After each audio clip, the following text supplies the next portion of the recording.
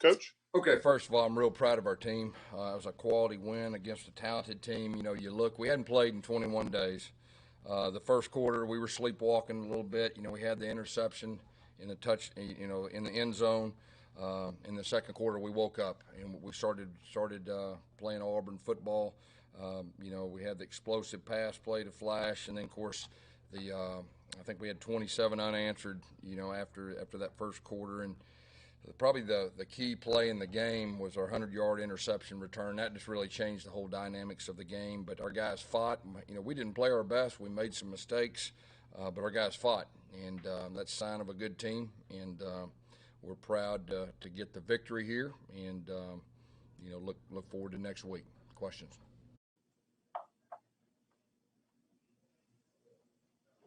Questions for Coach Malzahn, please indicate in the chat. First one is from Mark Murphy.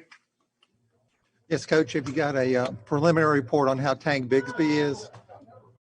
Yeah, I mean, I think he tried to come back in for one play and he had to go back out. So, I mean, we'll have to see. I mean, we had a few injuries that took people out of the game, so we'll have to see, you know, where we're at here in just a little bit.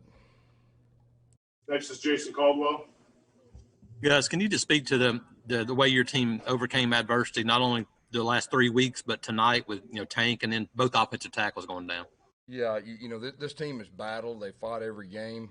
It's such an unusual season with the different ups and downs, the challenges, playing a 10-game SEC schedule, just the mental stuff that goes with that. Not playing in 21 days is extremely challenging, and we knew it would be. But our guys showed a lot of fight. They showed a lot of character.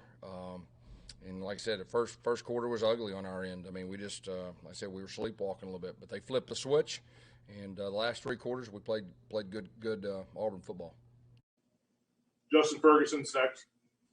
Hey guys, can you talk a little bit more about that final touchdown drive that you guys had, being down Tank, being down those tackles, and just how are y'all able to kind of, you know, find a way to score there at the end?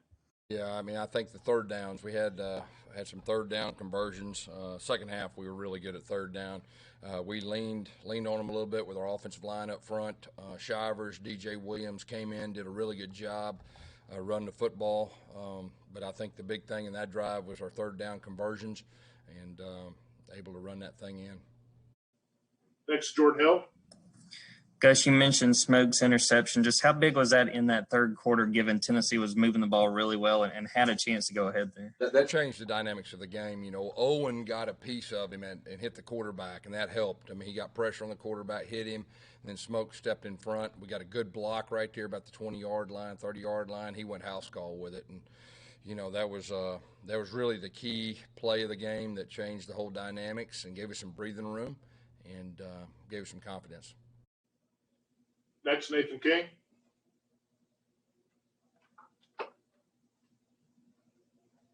Nathan? All right, we'll skip ahead to Tom Green. Tom? Hey, Gus, on your drive in the third quarter there, Tennessee had a player. It looked like he came on the field and then went down with injury. It looked like it kind of took you guys out of rhythm there with the timeout. What did you see on that play? Dude fell down.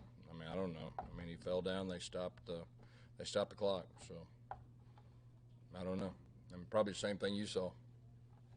Next is Patrick Brickman. Coach, 3 weeks almost is a long time to go between playing games in the middle of a season. You know, with Smoke's interception, then you guys had the good offensive drive ending in a touchdown. How did those two things together really almost breed momentum and life back into you guys? Yeah, I think you're exactly right. You know, that and then the touchdown, and we got some distance there. And it just changed the dynamics. You know, they got some big offensive linemen. They're very talented. I think all those guys were on some type of preseason team, you know, and they were lining up and getting in heavy and running it right at us. And, you know, when we got that lead, it kind of changed the dynamics of the game. And, you know, and I think that really helped also. Gianna Hans next. Hey, Coach, what does it mean for you guys to have two more running backs in DJ Williams and Sean Shivers showed that they can really get it done in a big game? Yeah, and we knew both those guys could get it done in a big game anyway. I mean, throughout their career, both those guys have played real well. You know, Shivers and DJ Williams have both played well. So didn't surprise at all. You know, those are both really quality backs. Brian Matthews next. Yes, Coach. Thank you for speaking to us. Gus, I wanted to ask you about Bo. He started out 2 of 7 through that interception and then was really efficient after that. What do you think made the difference for him? You know, I'd like to think it's being off for 21 days. I mean, we practiced and all that. I mean, we had that 1 week where we only practiced twice because of, you know, our COVID situation. But, you know, it's nothing like getting out there. When you're playing a talented group, and that's a talented team, they got some really good players, and we were just a little rusty. We were a little bit off. I think everybody just kind of settled in that second quarter and kind of took a deep breath, and we started playing clean football. Mark Murphy. Yeah, Gus, how many players were held out because of COVID protocols for this game? Handful of guys. All right, we'll circle back. Nathan King, are you there? I We think good? Nathan may have quit. Any other questions for Coach? All right. Excuse me, Coach. We got 2 more. First one's Justin Ferguson. Hey, Gus, your defense gave up a good bit of yards, but held them to only 17 points. Got the big turnover. How was it for that defense to just lock it down, especially in the red zone?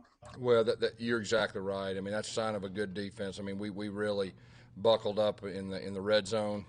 You know, I think we pushed them back. I think they missed 2 field goals. That was huge. We put a little pressure on the kicker.